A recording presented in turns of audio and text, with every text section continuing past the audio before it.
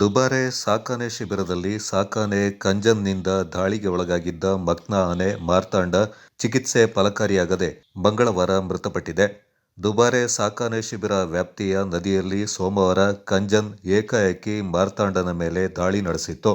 ಕಂಜನ್ನಿಂದ ತಿವಿತಕ್ಕೆ ಒಳಗಾಗಿ ತೀವ್ರವಾಗಿ ಘಾಸಿಗೊಂಡಿದ್ದ ಮಾರ್ತಾಂಡನಿಗೆ ದುಬಾರೆ ಸಾಕಣೆ ಶಿಬಿರದ ವೈದ್ಯಾಧಿಕಾರಿ ಡಾ. ಮುಜೀಬ್ ಅವರು ಚಿಕಿತ್ಸೆಯನ್ನ ನೀಡ್ತಾ ಇದ್ರು. ಆದರೆ ಚಿಕಿತ್ಸೆ ಫಲಕಾರಿಯಾಗದೆ ಮಾರ್ತಾಂಡ ಕೊನೆಯುಸಿರೆಳೆದಿದೆ.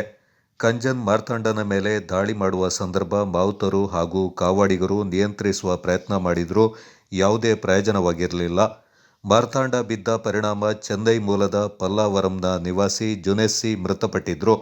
ಮೃತ ಮಹಿಳೆಯ ಕುಟುಂಬಕ್ಕೆ 20 ಲಕ್ಷ ರೂಪಾಯಿ ಪರಿಹಾರ ನೀಡಲಾಗುವುದೆಂದು ಅರಣ್ಯಾಧಿಕಾರಿಗಳು ತಿಳಿಸಿದ್ದಾರೆ.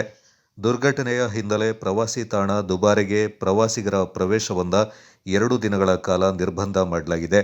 ಅನಾಹುತಕ್ಕೆ ಕಾರಣನಾದ ಕಂಜನ್ನನ್ನ ಶಿಬಿರದಲ್ಲಿ ಸುರಕ್ಷಿತವಾಗಿ ಇಡಲಾಗಿದ್ದು ಮುಂಜಾಗ್ರತಾ ಕ್ರಮ ಕೈಗೊಳ್ಳಲಾಗಿದೆ. ಇನ್ನ PM ಜಾರಿಯಲ್ಲಿದೆ. ಇವಾಗವರೆಗೂ ನಮ್ಗೆ ಆಚೆ ಕಡೆ ಗೊತ್ತಾಗಿದ್ದು ಅಂತ ಹೇಳಿದ್ರೆ 7 ಕಡೆ ದಂತ ಒಳಗಡೆ ಹೋಗಿರುವಂತ ಪಿಯರ್ಸಿಂಗ್ ವೂಂಡ್ಸ್.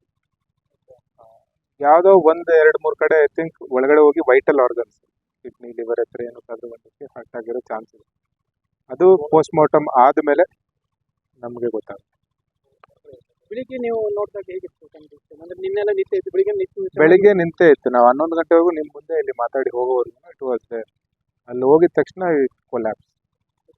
ನಮ್ಮ ಡಾಕ್ಟರ್ಸ್ ಅಲ್ಲೇ ಇದ್ರು, ಅದನ್ನ ಬೆಳಗ್ಗೆಯಿಂದ ನೋಡ್ತಾನೆ ಇದ್ರು. ಒಂದೇ ಸಲ ಆನೆ ಹೆಂಗೆ ಅಂತ ಹೇಳಿದ್ರೆ ಇರೋ ಕಡೆಯಿಂದ ಸಡನ್ ಆಗಿ ಬೀಳುತ್ತೆ. ಬಿದ್ದಾಗಿದ ತಕ್ಷಣ ಇಟ್ಸ್ ಆಲ್ಮೋಸ್ಟ್ ಲೈಕ್ ಡೆತ್ ಅಂತ ಮೋಸ್ಟ್ ಆಫ್ ದಿ ಕೇಸಸ್. ಯಾವ ಕಡೆ ಜಾಗ ಗಾಯ ಆಗಿತ್ತು?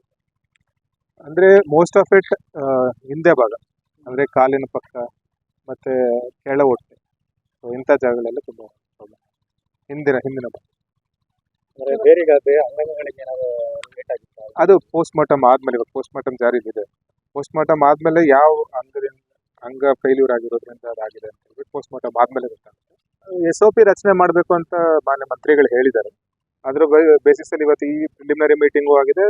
ಮತ್ತೆ ಹಿರಿಯ ಅಧಿಕಾರಿಗಳ ಜೊತೆ ಎಲ್ಲಾ ಕ್ಯಾಂಪ್ ಕರ್ನಾಟಕದಲ್ಲಿ ಆಯಿತು. ಎಲ್ಲಾದ್ರದ್ದು ಸೇರಿಸಿ ಕೂಡ ಒಂದು ಮೀಟಿಂಗ್ ನಡೀತಾ ಇದೆ. ಆ ಮೀಟಿಂಗ್ ಎಲ್ಲ ಆದ್ಮೇಲೆ ಏನೇನು SOP ಮಾಡಬೇಕು ಇದ್ರ ಬಗ್ಗೆ ಒಂದು ಚಿಂತನೆ ಮಾಡಿ SOP ಆದ್ಮೇಲೆ ಇದು ಎವ್ರಿಥಿಂಗ್ ಸೆಟ್. ಪ್ರವಾಸಿಗರಿಗೆ ಯಾವಾಗ ಅವಕಾಶ ಆಗುತ್ತೆ? ಮತ್ತೆ 2 ದಿನ ನಿರ್ಬಂಧ. 2 ದಿನ ತಾತ್ಕಾಲಿಕವಾಗಿತ್ತು, ಇದು ಒಂದು ಎಕ್ಸ್ಟೆಂಡ್ ಆಗೋ ಚಾನ್ಸಸ್ ಇದೆ. ಎಕ್ಸ್ಟೆಂಡ್ ಆದ್ಮೇಲೆ ಸಹ ಒಂದ್ಸಲಿ SOP ಮಾಡಿ ಆದ್ಮೇಲೆ ನಾವು ಅದನ್ನ ತೆರವುಗೊಳಿಸೋ ಕ್ರಮ ಕೈಗೊಳ್ತೀವಿ.